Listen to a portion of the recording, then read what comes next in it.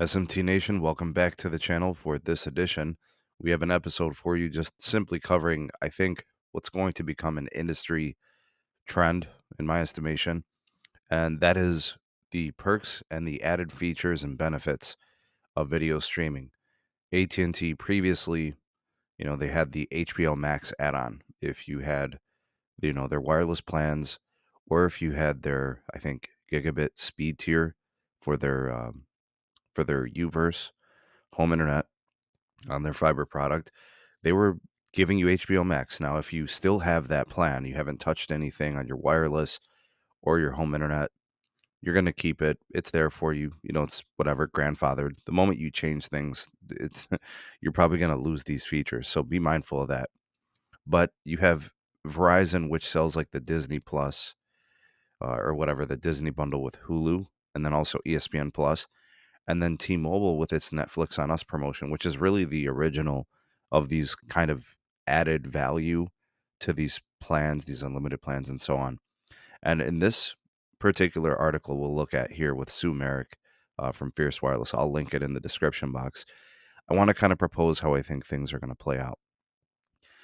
So the way that these things have been structured is in order to add value to the most expensive and more premium plans, Verizon, AT&T, and T-Mobile have given you these added perks. All right, some of the things like HBO Max, Netflix on Us, the Disney bundle are quite nice to the family.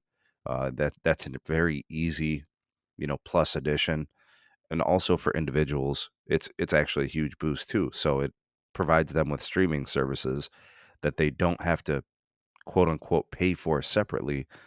In actuality, it's all just built into the pricing of your plan. These carriers are selling you a single line for 85, maybe $90, and they're making a ton of money. Their ARPU on that plan is whatever, 40 some dollars, so they've kind of just built it in there. And with other things like high amounts of tethering hotspot data and all that. But these plans we've always looked at as value, not because they've been cheap, but the value in that they come with a lot of stuff. Well, when HBO Max kind of became I guess the residual and the spinoff of like the whole Warner Media company with HBO, AT&T wasn't going to sit there and try to pay for those things unnecessarily since they don't really own the company outright anymore, right? They're not the content owner.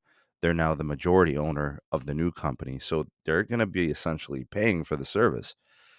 So they sliced it and diced it and they got rid of it. Now, where I'm going with this is very simple. If you look at the structure of what Verizon is offering, they've got Disney Plus, Hulu, and ESPN Plus.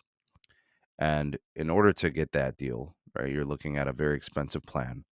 And with Magenta Max, you're getting all Magenta accounts. You're getting this Netflix on Us. And these perks cost money, and these companies don't own them, so they have to pay for them. I think we're going to see an industry trend. I've said it before. This is a copycat industry. I think that Verizon will be the next company to get rid of their benefits. So this whole Disney bundle with Hulu and ESPN Plus, that's probably going to get pulled off the table very soon. I don't know if it's in the next month. I don't know if it's sometime this year, but I think it's the same thing. I think the ESPN Plus, the Hulu, the Disney for these Verizon customers is going to be gone, and they're just going to sell their plan as is, essentially like with what AT&T did. AT&T boosted the tethering hotspot data from like 40 to 50 gigs. That's not really going to be helping all that many people. Most people that use tethering, that's probably plenty. I don't know how many people, maybe 1% of people that might help, maybe, because most people aren't using it, so it's like, well, what am I doing with all this excess hotspot tethering data that I pay for? They're not really helping the value proposition. Throw in that the fact that AT&T has raised pricing on some of their legacy plans, $6 per for a single line user, $12 per month for multi-line accounts on those legacy plans. And then Verizon added, you know, fee adjustments, the economic recovery fee increasing by $1.35 or $2 or whatever it was. And then even T-Mobile kind of working around their price increases with some telco fee and stuff if you're not on a Magenta plan, and they're still trying to aggressively convert customers, and they're expensive to acquire. So to get someone to switch from another carrier, you got to pay, carrier fees, and you got to pay, have an attractive credit promo, and they got these gift cards. That we're talking about like $500 to $1,000 to switch customers. I think some of the ones that Verizon has right now are really good, but they're expensive and people aren't switching to them. And then T-Mobile, they're a more affordable company and their switcher promos are lesser. Maybe up to $1,000 for like up to 5 lines, but Verizon's doing that on a per line basis and they can't get people to switch. People are as cost sensitive as ever, and the value play on these plans is decreasing. Now, if I'm going to do a final prediction, I got Verizon getting rid of their bundle first, and then I don't know, probably and I'm going to go like a year from now, the Netflix on Us thing is going to be gone too. I do predict that. Whoever's got it gets to keep it. It's grandfathered. Same thing with Verizon, as we see here with AT&T and HBO Max. I think the days of all that, they want to generate profits. They have to report to these shareholders. That's who they work for. And that's going to be an easy way for them to increase ARPU is by simply reducing overhead. So raising prices, reducing what they include in these plans, and it's going to help them make more money. And that's just the way it's going to be. I don't know. I don't know if we're ever going to be paying any less on our wireless bills. I think those days have come and gone. They have sailed, and now we are in expensive territory. Hold on to your plans if you like them.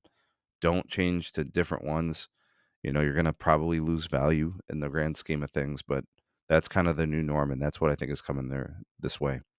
But I do kind of reach out to you all. And I was kind of inspired to ask you guys this is, do you agree with my take? Do you think that Verizon is going to eliminate the Disney bundle? Yes or no? Maybe explain yourself. And then the same thing, I kind of laid it out with Netflix on Us and T-Mobile. Do you think that T-Mobile will do the same eventually as well? If so, explain yourself and tell me your timing too. I'd like to hear what you think the horizon is on these plans. Love to hear what you have to say. You are the voice of the people, the SMT Nation. Let your voice be heard. Please do like, share, and subscribe for more, and turn on the bell notifications to never miss an upload. Links in the description for my Twitter handle and also my Patreon page if you want to support us and get early access to content and exclusive videos not found anywhere else. And all business inquiries, Gmail address in the description. Thanks for watching. See you on the next one. Peace.